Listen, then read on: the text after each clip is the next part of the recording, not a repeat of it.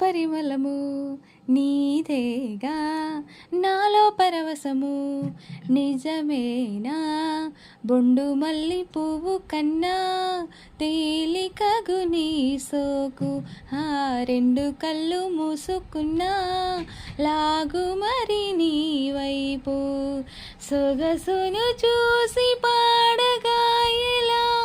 కనులకు మాటరా